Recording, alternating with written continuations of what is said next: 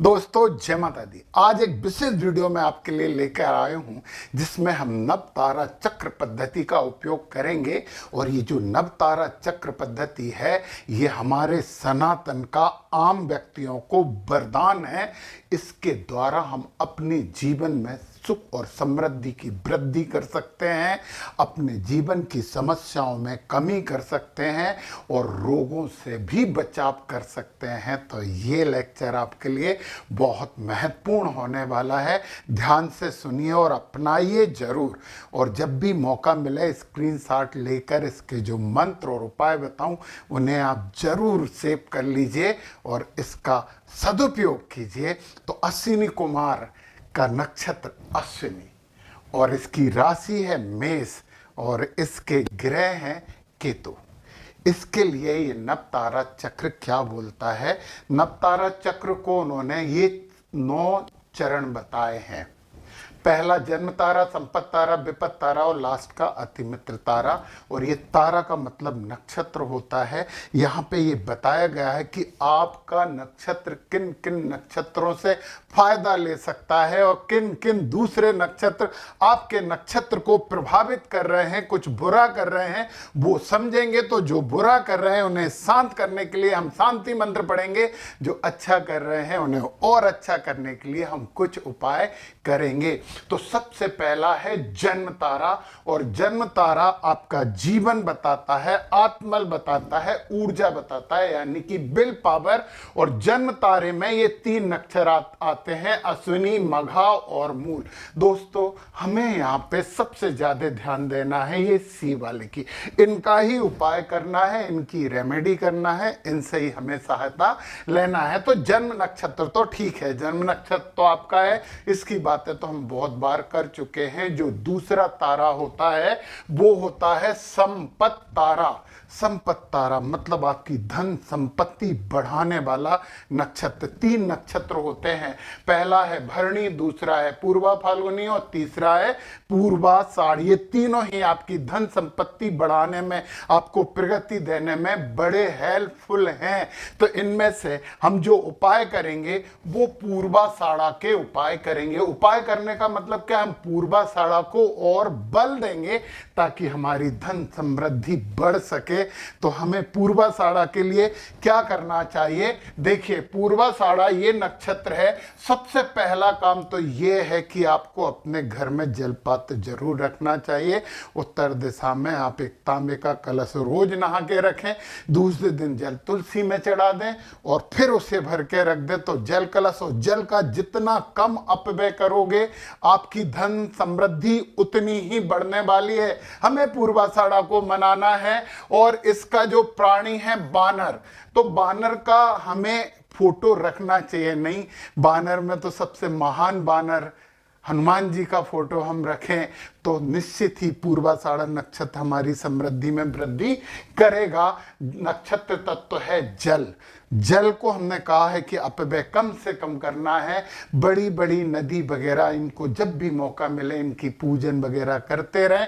और फिर आपको ये मंत्र जरूर जपना चाहिए, क्योंकि इस नक्षत्र के जो देवता होते हैं वो ऑफिशियली जल देवियां होती हैं।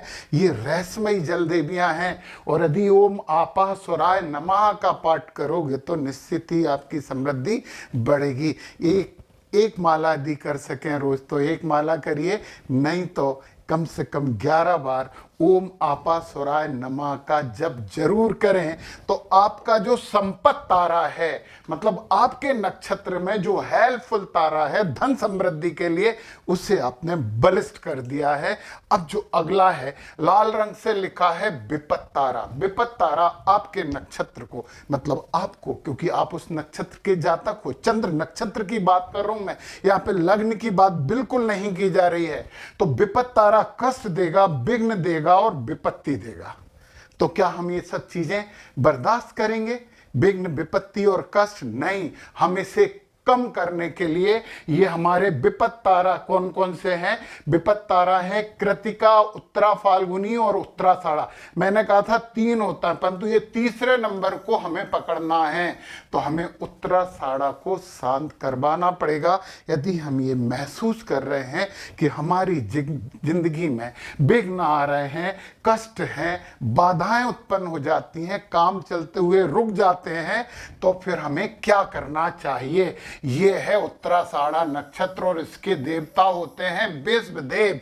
और इस नक्षत्र की पीड़ा को दूर करने के लिए इस मंत्र का कम से कम 5000 बार पाठ करना है।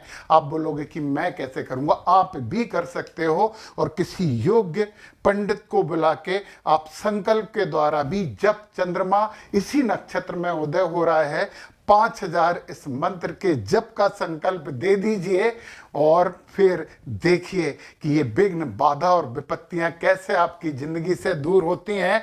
वो मंत्र है देवता बहुरूपत्वात् विश्वे देवास तेवच सर्वारिष्ट विनाशाय तेभ्यो नित्यम नमो नमः। इस मंत्र का जप आप करवा लीजिए 5000 बार। कब? यदि आप विघ्न, बाधा और विपत्ति बार बार अनुभव कर रहे हैं, तो आपको उत्तराषाढ़ा नक्षत्र को शांत करवाना होगा। फिर हम बात करते हैं यहाँ पे क्षैम तारा। ये भी आपकी जिंदगी में बहुत इंपॉर्टेंट तारा है। क्षैम तारा, इसे हीलिंग कहते हैं। बीमारी, समस्याओं, मतलब शारीरिक कष्टों से निजात पाने के लिए इस क्षैम तारा का उपयोग किया जाता है, और इसमें रोहिणी, हस्त और श्रवण 3 नक्षत्र हैं। तो फिर मैंने बोला कि क्षैम तारा के लिए आपको श्रवण नक्षत्र को मनाना चाहिए। दोस्तों, यहाँ पे ये बल बढ़ता है, इसका बल, इससे ज्यादा इसका बल और सबसे ज्यादा इसका बल। तो हमें क्या करना है? श्रवण नक्षत्र को हमें मनाना है, यानी प्रसन्न करना, क्योंकि ये क्षैम तारा अच्छा तारा होता है। जो लाल से लिखे हैं वो बुरे तारे हैं, और जो दूसरे कलर से लिखे हैं वो अच्छे तारे हैं। तो हमें क्षैम तारा, हीलिंग होने के, यदि हम बीमार हैं, यदि हम दुखी हैं, हम बीमार, शारीरिक कष्ट है, और उससे हील होने के लिए मानसिक रूप से भी कष्ट भुगत रहे हैं, तो श्रवण नक्षत्र के लिए आपको उपाय करना चाहिए। सबसे पहली बात यह है कि श्रवण नक्षत्र का चिन्ह होता है कान। कान का चिन्ह आपके घर में होना चाहिए।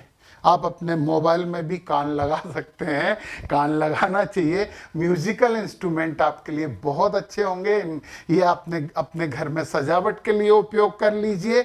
और नक्षत्र स्वामी चंद्र है, आराग वृक्ष आंखें, अकौआ, शंकर जी को जो फूल चढ़ते हैं उसकी सेवा करिए।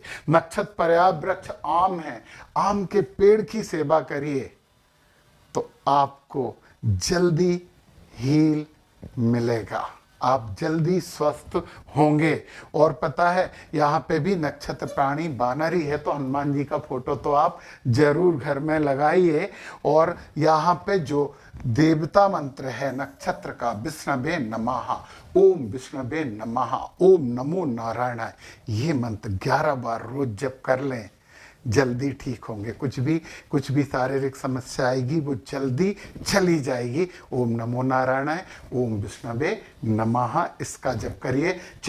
चलिए अभी हम पूरे 9 की बात करने वाले हैं और हर प्रकार से समझेंगे। तो अब यहाँ पे आ रहा है ये प्रत्यारी तारा।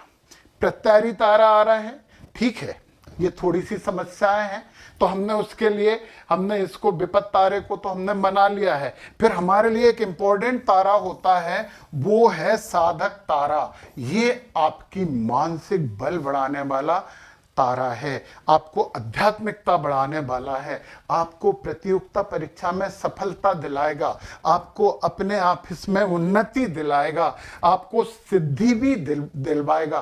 क्योंकि जब हम सिद्ध होते हैं किसी भी कार्य में, परफेक्ट होना सिद्धि कहलाती है, तो हमें बहुत प्रगति मिलती है। तो प्रत्यारी तारा नहीं, हम पूरे टाइम केवल ये उपचार ही करते रहेंगे तो फिर काम कब करेंगे? तो हमें विपत तारे की बात करनी है। और विपत तारे में आपको क्या करना चाहिए? सतभिषा नक्षत्र को मनाकर आपको साधना कर लेनी चाहिए, साधक बन जाने चाहिए। ये आपके लिए फायदेमंद तारा है, शुभ तारा है। और जब हम इसकी बात करेंगे ना, सतभिषा तारा, औषधियां, यदि आप औषधियां बांटेंगे लोगों को, आप दवाइयां लोगों को देंगे, तो आप बड़ा बड़ा फायदा लेंगे इससे, है ना। रहस्यमयी वस्तुएं भी इसकी वस्तु होती है। और नक्षत्र प्राणी है घोड़ा। आपको अपने घर में घोड़े की फोटो जरूर लगानी चाहिए। भागते हुए घोड़े की मत लगाइए, खड़े हुए घोड़े की लगाइए। आप 3 की लगा सकते हैं, 5 की लगा सकते हैं, 7 की लगा सकते हैं। घोड़े की तस्वीर आपको बहुत फायदा देगी। सदविशा नक्षत्र आपके लिए मजबूत होगा, तो ये आप ये काम कर सकते हैं। और जो नक्षत्र देवता का मंत्र है, ओम वरुणाय नमः। फिर मैंने बोला पवित्र नदियों के में स्नान करिए। सतविशा नक्षत्र आपको साधक बनकर बहुत फायदा देने वाला है। और अब देखिए दोस्तों, अब अगला तारा जो है वो बड़ी समस्या, हमारी जिंदगी की सबसे बड़ी समस्या जो है ना, वो है आपका बद तारा। इसकी बात कर रहे हैं। और ये पता है, ये मृत्यु, दुर्घटना और हानि करवाने वाला तारा है। आपका बद तारा कौन कौन सा है? पुनर्वसु, विशाखा, पूर्वा, भाद्रपद, ये आपके बद तारे हैं। यदि आपकी कुंडली में जो बद तारा है, उसके जो ग्रह हैं जो उस नक्षत्र में हैं, उनकी दशा चल रही है, तो आपको निश्चित मेरे बताए उपाय करने चाहिए। निश्चित ही ये बद तारा आपके लिए ज्यादा बुरा नहीं करेगा। दोस्तों, जिंदगी में सबसे बड़ी रेमेडी की जरूरत हमें बद तारे की होती है। तो इसकी दशा कहीं हमारी नहीं चल रही हो, अंतरदशा भी इन नक्षत्रों में रहने वाले ग्रहों की चल रही है, तो समस्या है। तो इस नक्षत्र के ग्रह की चल रही है तो कम समस्या, इसकी है तो और ज्यादा समस्या हो। पूर्वा भाद्रपद की है तो बहुत समस्या है, और हमें तुरंत इसका उपाय कर लेना चाहिए। और बद तारा का उपाय मैं आपको बताता हूं। बद तारा पूर्वा भाद्रपद है आपके लिए, और ये यहाँ पे बद तारा के लिए हमें कम से कम 10,000 जप का संकल्प देना होगा। जब पूर्वा भाद्रपद नक्षत्र में चंद्रमा उदय होता है, उस समय आपको किसी को संकल्प देके इसके 10,000 पाठ करवाने हैं। फिर दशांश यानी 1,000 से इसका हवन करना है। और हवन करने के लिए मैंने आपको हवन सामग्री पिछले वीडियो में बता चुका हूं। फिर भी यदि पूछना है तो आप कमेंट बॉक्स में कमेंट करिए, मैं हवन सामग्री भी बता दूंगा। तो 10,000 का संकल्प लेके करवाना है। अजाएक पदे नित्यम लोकस्यानंददायका, सर्वारिष्ट विनाशाय तस्मै नित्यम नमो नमः। यदि आप कर सकें तो बहुत महत्वपूर्ण है। ये तब 10,000 का देना तब इसकी दशा चल रही हो या आने वाली हो, क्योंकि बद तारा जब हम कुंडली की बात करते हैं तो ये थोड़ा मारक तारा भी होता है। ये मृत्यु कम करता है, परंतु मृत्यु तुल्य कष्ट दे देता है। तो आप इस मंत्र का जप करेंगे तो इस नक्षत्र को बल मिलेगा, और बल मिलके ये बद नहीं करेगा, ये प्रसन्न होगा। ये नक्षत्र पीड़ा हर मंत्र है, और ये पीड़ा नहीं देगा। दोस्तों, इस तारे को जरूर ध्यान दीजिए और ये मंत्र आप जरूर जपिए। अब हम एक और बात करते हैं, आपकी कुंडली का वरदान। अभी मैं कह रहा था कि सनातन का वरदान ये पूरा वीडियो है। इस नव तारा जो चक्र है हमारा, पूरे तारे 1 2 3 4 5 6 7 8 9, ये जो नमा तारा है, ये भगवान ने आपके लिए वरदान देके आपको भेजा है। ये अति मित्र तारा होता है। हर समस्याओं, हर परिस्थितियों से आपके साथ खड़ा होकर आपके बचाव के लिए तैयार होता है। भले ही बद तारा की दशा चल रही है, अति मित्र तारा आपकी रक्षा करेगा। आपने देखा कई बार ऐसी घटनाएं घटती हैं कि एकाएक बाहर से एकदम तेजी से गाड़ी आ रही है, और वो गाड़ी उस पर चढ़ने वाली थी, इतने में कोई आता है उसे खींच के ले जाता है। अभी कुछ दिन पहले मैंने देखा कि वो ट्रेन से नीचे गिर रही थी, और ट्रेन के नीचे पहिए में आने वाली थी। एक पुलिस वाले भाई साहब ने उनका हाथ पकड़ के खींच लिया। वो अति मित्र तारा वाले थे जिन्होंने बद तारे का प्रभाव कम कर दिया है। तो ये ऊपर वाले की जो एकाएक आपको आशीर्वाद या सहायता मिलती है ना, वो इस तारे के माध्यम से मिलती है। और एक बात और बता दूं कि इस तारे में अश्लेषा, ज्येष्ठा और रेवती इस नक्षत्र के जातक आपके लिए फायदेमंद है। पुनर्वसु, विशाखा और पूर्वा भाद्रपद इस जातक के नक्षत्र थोड़े से आपके लिए समस्या ग्रस्त हो सकते हैं। परंतु एक बात और है कि नवतारा चक्र के साथ साथ कुंडली में भी ग्रह की स्थितियां दोनों को साथ साथ अधिक कैलकुलेट किया जाए और फिर रिजल्ट निकाला जाए, दोस्तों 101% एक्यूरेसी आती है। ये बहुत इंपॉर्टेंट है। अकेली कुंडली से कोई सी विधा करें आप, पारासर, जेमिनी, अष्टकबर्ग और कोई सी भी केपी वगैरह, परंतु इसको तो जरूरी है करने, क्योंकि ये साथ आएगा तो फिर सब मिलके परफेक्ट होगी वो चीज। तो देखिए आप, नवतारा, अतिमित्र तारा कौन कौन से? अश्लेषा, ज्येष्ठा और रेवती। परंतु आपके लिए सबसे फायदेमंद कौन है? रेवती नक्षत्र। तो रेवती नक्षत्र वालों से आप बहुत अच्छे रिलेशन बना लीजिए और किसी भी हालत में रेवती नक्षत्र को आपको मजबूत करना है, अपने पक्ष में करना है, क्योंकि कभी कभी अच्छे दोस्त भी हमारे कामों से, हमारे कमेंट की वजह से दुश्मन बन जाते हैं। हमें ऐसा नहीं बनाना, क्योंकि कर्म को तो ईश्वर ने पहले नंबर पे दिया हुआ है। तो रेवती नक्षत्र को शुभ और सिद्ध, जो कि शुभ है आपके लिए, आपको और सिद्ध करने के लिए सबसे पहले आपको सीप का फोटो अपने घर में जरूर रखना चाहिए। मैं आपसे नहीं बोल रहा हूं कि आप मोती पहने हैं, क्योंकि अश्विनी नक्षत्र केतु का नक्षत्र होता है। मोती पहनने के लिए हमें कुंडली भी थोड़ी सी देखनी चाहिए, परंतु सीप का एक अच्छा फोटो आप घर में जरूर रख लीजिए। और आराध्य वृक्ष है मोह, महुआ बोलते हैं, और सबसे ज्यादा उपलब्ध है वन में। ये नक्षत्र पर्याय वृक्ष है ज्येष्ठ, मध्य, इमली। इमली का वृक्ष भी आपके लिए बहुत महत्वपूर्ण है। घर में हाथी की फोटो जरूर रखिए। और मैं तो आपको सलाह देता हूं कि गजानन स्वामी का फोटो रख लीजिए। निश्चित ही रेवती नक्षत्र आपके साथ होगा और ये हर बुरे तारे से आपकी रक्षा करेगा। हाथी का चित्र जरूर रखिए। और मैं तो बार बार कहता हूं कि सबसे ज्यादा इलाज इसका कर लीजिए। दूसरे जो तारे हैं ना, बीमार हो गए तो 6 तारे को मना लेंगे हम, है ना। यदि मान लो बहुत समस्या आ रही है तो 12 तारे की शांति करवा लेंगे हम, है ना। और फिर दूसरा है संपत्ति तारे में संपत्ति की जरूरत है तो हम संपत्ति की कर लेंगे, परंतु अति मित्र तारे के लिए यदि हम कुछ करेंगे तो वो हमारे लिए सबसे बेशकीमती चीज होगा और जिंदगी के सबसे अच्छे कामों में से एक काम होगा। यहाँ पे पौराणिक मंत्र भी मैंने दिया है। इस मंत्र को दूसरे को नहीं देना है। इस मंत्र को आपको ही याद करके कम से कम 11 बार तो जप कर लेना चाहिए, क्योंकि मित्र को मित्रता के ही द्वारा मनाया जाता है। और आपके पास एक, मैंने वो मंत्र तो बोल ही दिया, ओम पूषणे नमः। ये मंत्र तो 11 बार आप करेंगे ही, और यदि पौराणिक मंत्र आप और करने लगेंगे तो सोने में सुहागा है। ये पुराण से लिया गया मंत्र है और निश्चित ही ये अति मित्र तारा यानी रेवती नक्षत्र को पूरा के पूरा आपके पक्ष में कर देगा। दोस्तों, विषवायकम फलदायकम, और ये फैक्ट है, ये तथ्यात्मक बातें हैं।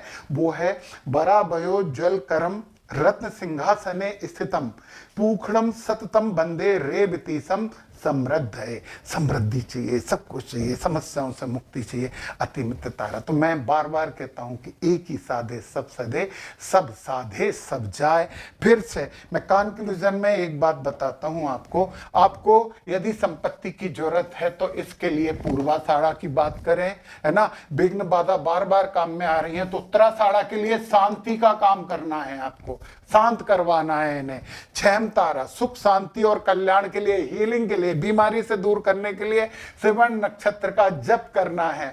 पीड़ा निवारण मंत्र नहीं पढ़ना है, जप पढ़ना है। और फिर साधक तारा सफलता, उन्नति और सिद्धि प्राप्त करने के लिए सदविषा नक्षत्र का मंत्र का जाप करना है। और फिर इस तारे से, ये सबसे खतरनाक तारा है, इससे बचने के लिए पूर्वा फाल्गुनी नक्षत्र को शांत करवाना है और इसके लिए जप देना है। और फिर सब चीज के लिए, पूरी समस्याओं के लिए हम अति मित्र के पास जाएंगे। तो पता है, फिर से मेरी कंक्लूजन में एक और बड़ी सलाह है कि बद तारे की शांति करवा लें। बद तारे की शांति करवा लें मतलब आपके लिए पूर्वा भाद्रपद को आप शांति करवा लें। खुद कर सकते हैं, जब तो खुद करें, ब्राह्मण पंडित से करवाना है तो उनसे करवा लें। और इस तारे को अपने पक्ष में कर लें, इसके पौराणिक मंत्र का जाप करें और इसके नक्षत्र मंत्र का जाप करें। इसकी जो नक्षत्र की वस्तु है, नक्षत्र का चिन्ह है, मैं फिर से याद दिला दूं आपको दूसरी बार कि सीप जरूर रखें, हाथी का फोटो घर में लगाएं, हाथी का ऐसा वाला फोटो लगाएं तो बड़ा शुभ और सिद्ध होगा। दोस्तों, व्यवहार में इसे करके देखिए, निश्चित ही आनंद मिलेगा, समृद्धि बढ़ेगी, समस्याएं कम होंगी। तो करिए ना इसे। जय माता दी।